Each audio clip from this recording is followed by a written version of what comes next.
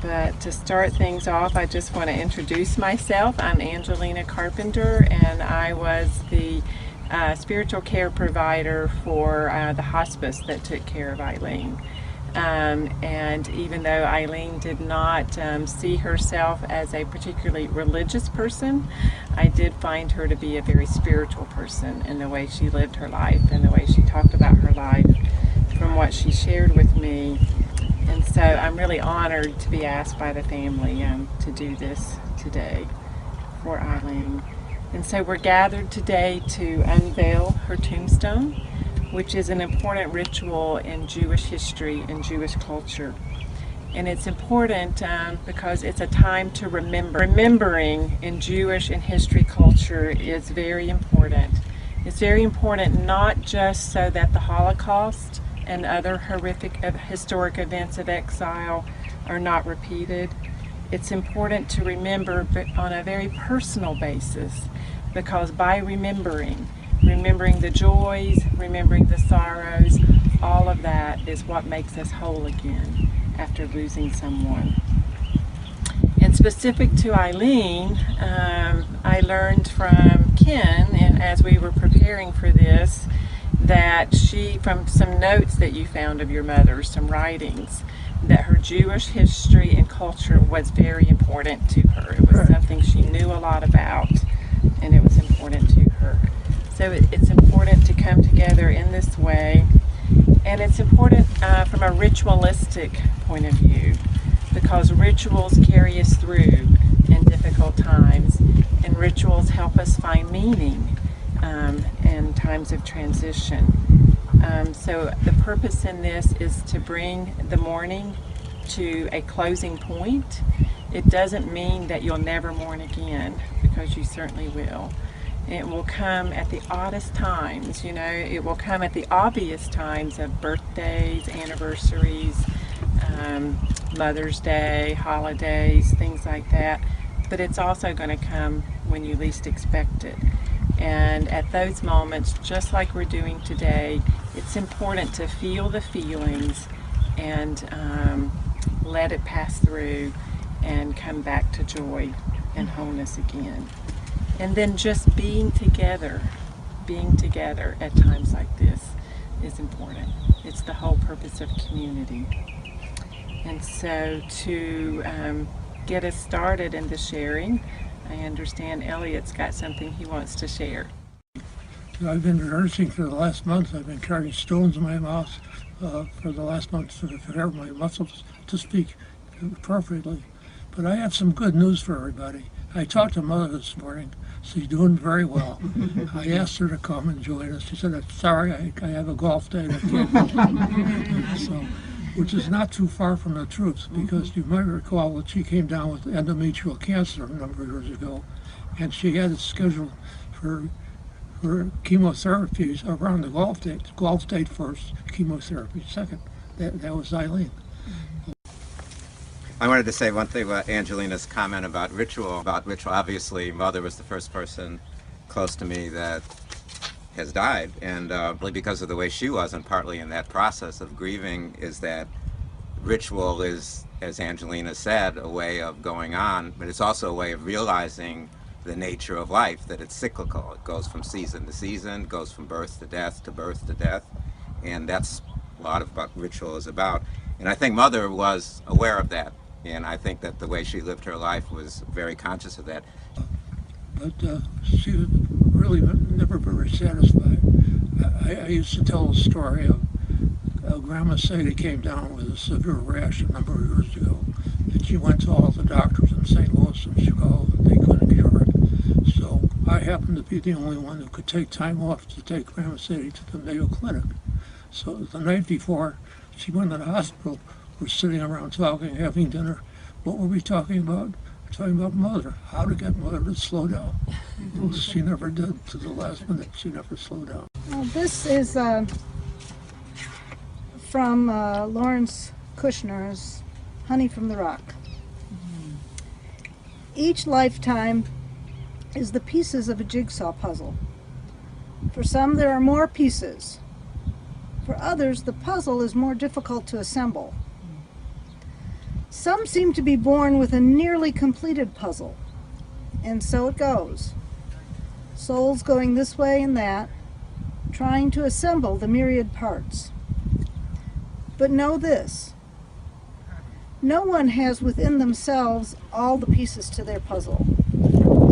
Like before the days when they used to seal jigsaw puzzles in cellophane, ensuring that all the pieces were there. Everyone carries with them at least one, and probably many pieces to someone else's puzzle. Sometimes they know it, sometimes they don't. And when you present your piece, which is worthless to you, to another, whether you know it or not, whether they know it or not, you are a messenger from the Most High. I mean, one incident I remember was, I think it was like only 2 years ago, and she and my dad and I were sitting at the facility. She was sitting outside, and she was watching some birds land on a roof like 2 blocks away, and she was describing the whole interaction of the birds. So that bird's leaving now they're coming back, you know, they must be time for them to start eating. She was like relating to that as a story that was unfolding. So I'm happy to hear that she's now in heaven. She's playing golf, and she's having a great time. Which I can't resist telling you a joke. Pardon me if I tell you a joke that you heard before.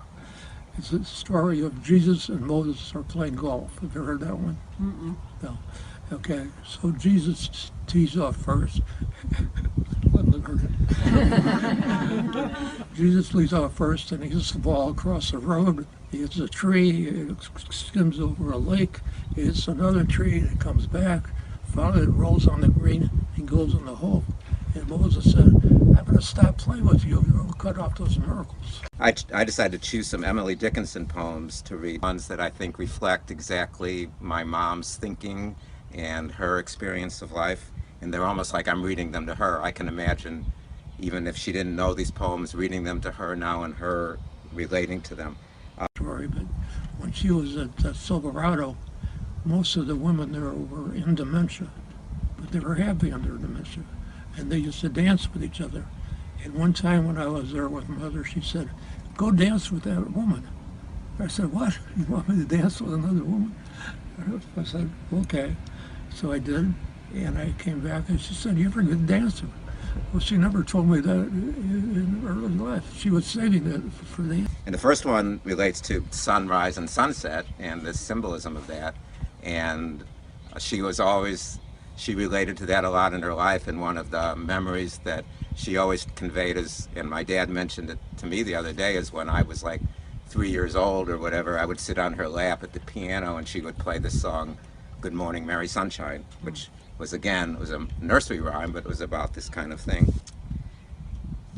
I'll tell you how the sun rose, a ribbon at a time. The steeples swam in amethyst.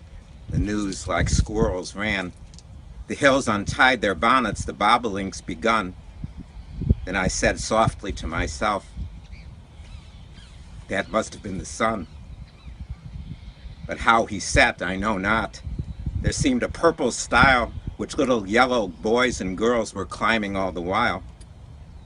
Till when they reached the other side, a schoolmaster in gray put gently up the evening bars and led the flock away. There is a joke about Senator Barry Goldwater, who was half Jewish. His father was Jewish, his mother was not. And they were playing, they went to a exclusive country club to play golf. And they said, sorry, we can't play, you're Jewish. And Goldwater says, well, I'm half Jewish, can I play 9 holes? Eileen's pieces that are in my heart. Didn't take me long to think of these. I probably would think of more. Her warm laugh. Her thoughtful words to me about teaching in the Chicago Public Schools. She told me at one time she was a substitute teacher and she had a particularly unruly class. And she said, well, and I never used this line when I was teaching, but I was tempted. Galesburg was just too small a town. She said she told the class that she was from the Chicago Police Department, and if they didn't behave, the rest went on. Another fond memory was ice-cold milk in aluminum tumblers. Do you remember aluminum tumblers?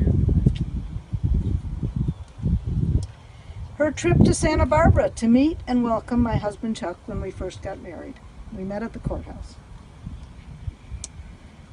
Meeting, and we've talked about this, meeting at Grant Park. We lived on the south side together. Eventually, the Schuberts moved to Skokie, and we moved close to my grandparents, still on the south side of Chicago. But in the summertime, we met in Grant Park, which is right in downtown Chicago. And we would meet about 6 o'clock, bring lots of food, of course, eat together, and then the Chicago Symphony would play. And then we'd go see Buckingham Fountain, where they had Kool-Aid to make it pretty colors. You know, and then we'd all fall asleep on the blanket. Some keep the Sabbath going to church. I keep it staying home, with a bobolink for a chorister and an orchard for a dome. Some keep the Sabbath in surplice. I just wear my wings. And instead of tolling the bell for church, our little sexton sings. God preaches, a noted clergyman, and the sermon is never long. So instead of getting to heaven at last, I'm going all along. You mentioned Mark, her brother, who was a very close boyhood friend of Kenny. And Mark now lives in Israel. He's a very religious Jew. He's, amazingly enough, he has a child. I think he was like 60 years old. Is that right? When the child was born? 66, And his wife is like, what, 55?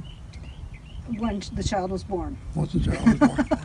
So Mark and Kenny and I were good friends.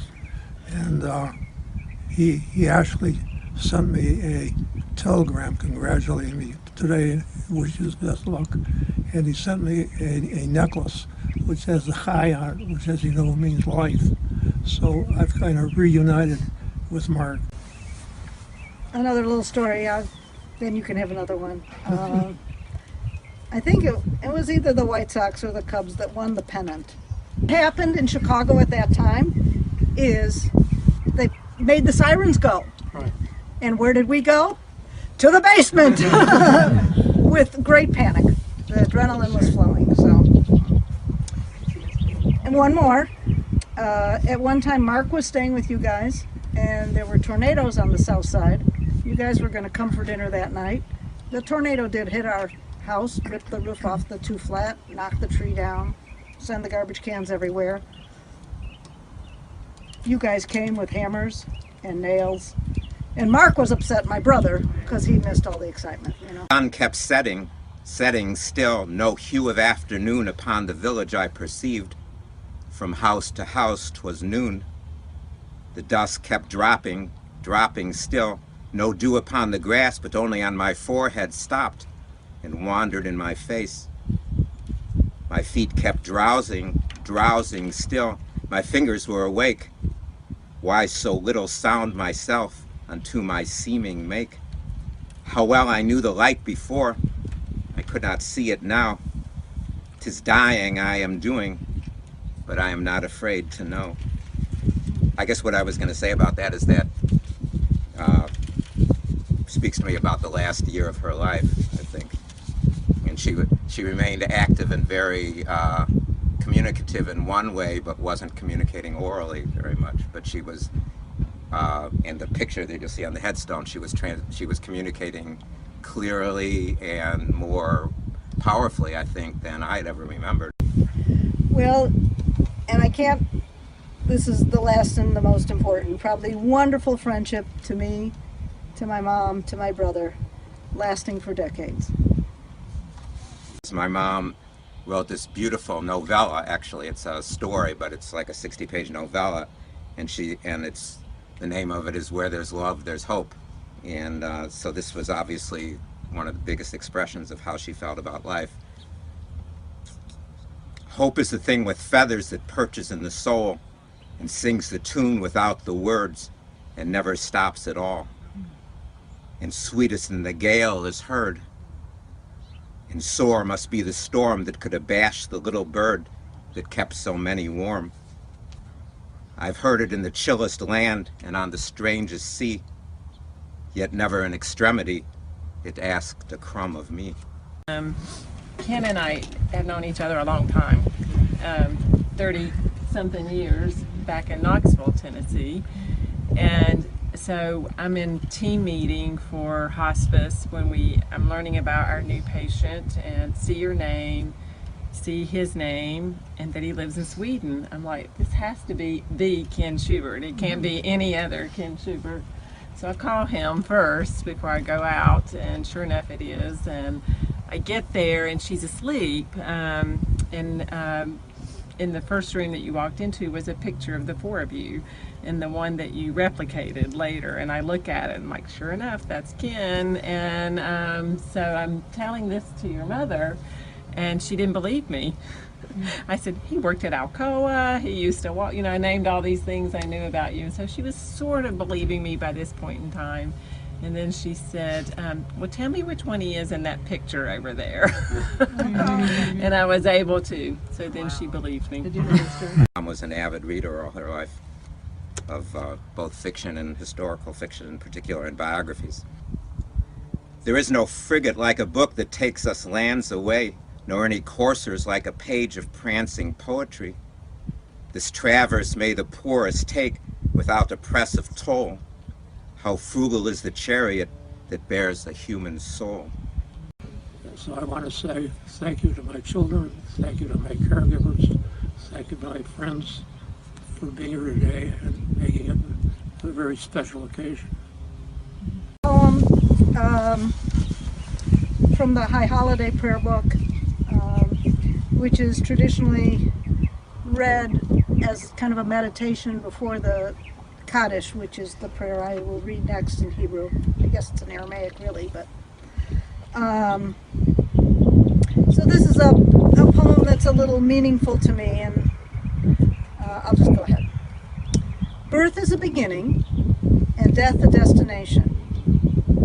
But life is a journey, a going, a growing from stage to stage, from childhood to maturity and youth to age, from innocence to awareness and ignorance to knowing, from foolishness to discretion, and then perhaps to wisdom, from weakness to strength or strength to weakness, and often back again, from health to sickness, and back we pray to health again, from offense to forgiveness, from loneliness to love, from joy to gratitude, from pain to compassion, and grief to understanding, from fear to faith, from defeat to defeat to defeat, until looking backward or ahead, we see that victory lies not at some high place along the way, but in having made the journey, stage by stage, a sacred pilgrimage. Birth is a beginning and death a destination, but life is a journey, a sacred pilgrimage made stage by stage, from birth to death to life everlasting. And then the last one is a four-line poem that I think sums it all up.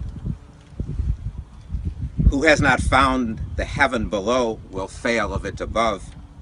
God's residence is next to mine. His furniture is love. We have composed a poem to put on Mother's Stone, and I think some of you have already heard it. It says, you've gone away and left us, but we'll never be apart. Memories of our life together remain always in our heart. And that's going to be true. Shemei Rabbah, v'yalmad yivrach yirutei v'yamlich melchutei, v'chayechon v'yomechon v'chayei d'chol Beit Yisrael, v'agalav izman kariv v'yimaru, Amen. Yehei Shemei Rabbah mevarach le'olam l'omei maya. Yibarach v'yishtabach v'yitpa'ar v'yitramam v'yitnaseh, v'yitadar v'yitaleh v'yitalal, Shemei d'kudusho brichu. V'ela min kol birchata v'shirata, tushbachata v'nechemata damiron b'yalma b'imru. Amen. Yehi shalom rabba min shamaya v'chaim aleinu v'al kol Yisrael b'imru. Amen. Oseh shalom b'mramav hu yaseh shalom aleinu v'al kol Yisrael b'imru. Amen.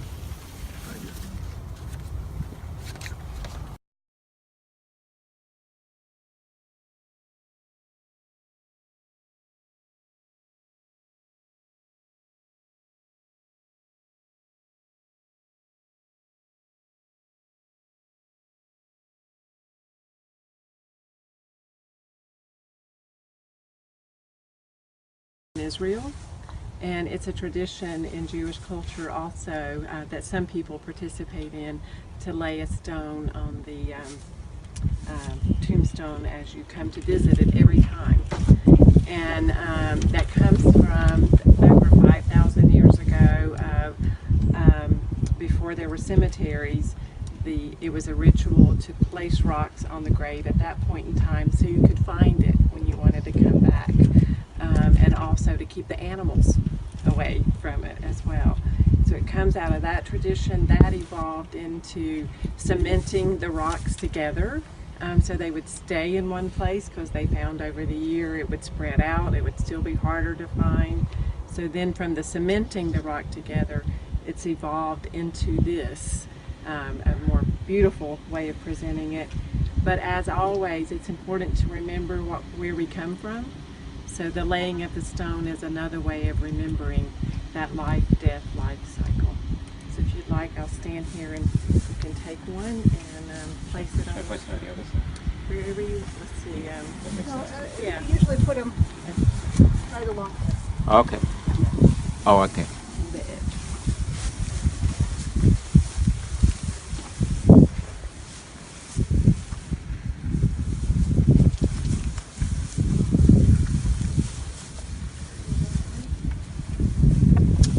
One more thing I'll say is they're laying the stone. It's a final act of mitzvah. In the Jewish tradition, a mitzvah is an act of kindness that connects you and binds you with